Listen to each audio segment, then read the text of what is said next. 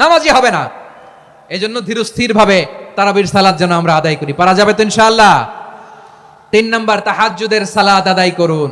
বছরের অন্যান্য সময় উঠতে পারি না, অনেকে বলে হুজুর উঠতে পারি না, কিন্তু রমাদানে সাহারি খাওয়ার জন্য তো উঠাই লাগে। কি বলেন, সাহারি খান আপনারা? হ্যাঁ, খান না? খান কে কে দেখি তো? মাশাআল্লাহ মাশাআল্লাহ। এই সুন্নত পালনের জন্য 1 নাম্বার। মাশাআল্লাহ, ঠিক আছে, পালন করবেন।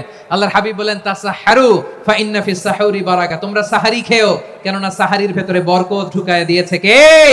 খেজুর 1 গ্লাস পানি খেলো সারা দিন আপনাকে তরতাজা রাখে কে? তো সাহারির জন্য যেহেতু উঠতেই হয়, সাহারি খাওয়ার আগে বা পরে 2 রাকাত 4 রাকাত তাহাজ্জুদ পড়া যাবে না? রব্বুল আলামিন বলেন ওয়ামিনাল লাইলি ফাতাহাজ্জাদ বিহি নাফিলাতান লাকা আসা আইয়াবআসাকা রাব্বুকা মাকামান মাহমুদা।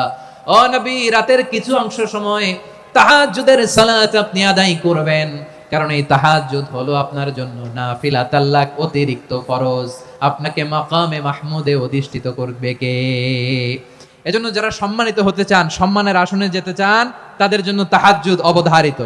আমরা রমজানে সাহারির আগে তাহাজ্জুদ পড়তে চাই কি চাই না? এই নামাজটা আল্লাহ বড্ড ভালোবাসেন। কেন জানেন? কারণ গভীর ঘুমকে স্যাক্রিফাইস করে আমরা এই নামাজ পড়ি।